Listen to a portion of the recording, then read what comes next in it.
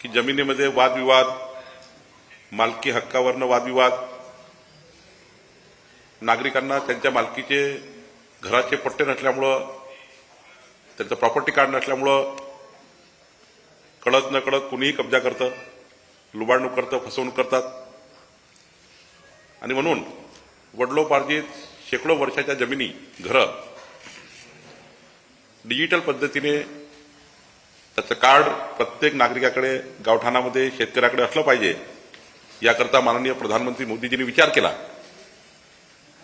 आणि आधुनिक युगामध्ये आधुनिक डॉक्युमेंट मालकीचं असलं पाहिजे, याकरता माननीय पंतप्रधान मोदीजींनी ड्रोनद्वारे या संपूर्ण महाराष्ट्राचा, देशाचे सर्वेक्षण केलं.